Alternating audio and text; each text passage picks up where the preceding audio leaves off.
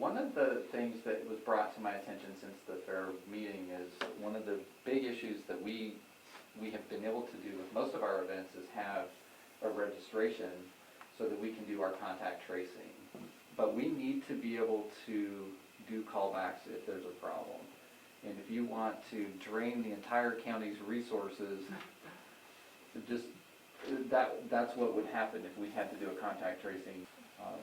And the governor has made that very clear, that that is not a HIPAA violation of any kind. So, so if anybody tells you that, you know, you can reassure them that it is not a HIPAA violation to ask if you have any of these symptoms. So, you know, some people are like, well, that's violating my HIPAA rights. It's not.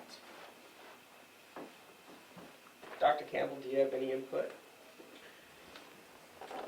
I think just asking people about their health status is fine.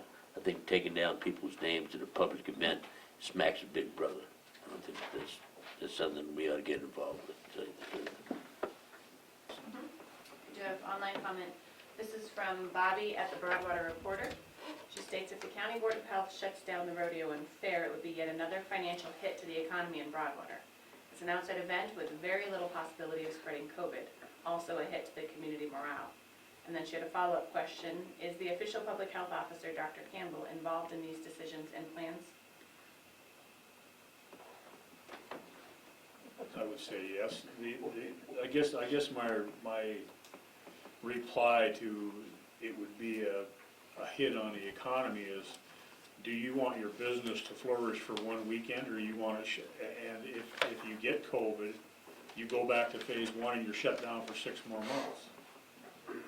And that's the kind of way that I look at the whole thing is, you know, we can have this weekend and do what we want to do here, but the problem is that if you end up with a virus, which you've got a pretty good county in Gallatin next door that has a lot more cases than most counties. You're inviting everybody in the state, so you're going to have one weekend where you get a big punch in the arm, and then you're going to most likely you're going to end up with 6 months where you're shut down, because and the other issue that I have is are you having concessions? So if you're going to have concessions, now you've got the wrestling club selling burgers. A week later, football starts. So now you've got all of those kids. They haven't even been through a 14-day basic quarantine period, and now we're going to open up the school and start having football practice and volleyball and whatever. So now you've got all of that going into the school. So now you've exposed the entire county, and you have no way of regulating it, of who goes where, because even the plans, and one thing that people from Teton County said the issue that they had with theirs was the induction of alcohol into the whole system. So are you not going to have a beer garden? If you got a beer garden, people are going to congregate more than 6-10 people 6 feet away. So you really have no way of controlling it. You have no way of controlling it. No matter what you do, you're not going to control that. But by opening this up to everybody within, you know, whatever miles they want to travel, and I'm pretty sure rodeo people are pretty getting starved for seeing a rodeo. That's what they like to do. So if you're going to be the only one, you know, that weekend, you're going to get a huge crowd in there. I think more than you normally get. And so you're going to have all that influx of people coming in, and we have essentially exposed the entire community to that. And yeah, we had a great weekend, but you know what? For 6 more months, on top of being winter, we're not going to be able to have business because we're back in phase one. But Mike, on the food prepared part, and Sean and I talked about this yesterday, the restaurants are already serving people, and they're not even required to wear a mask. So, you know, that's one thing, but like we said, we could put plastic or plexiglass up between those and slide food back and forth. As long as the people inside the concession stand wear a mask and gloves, what's the difference? And the same breath is we're getting stuck on the 6 to 10. That's phase one. We're at 50, and we're at 50 people per group.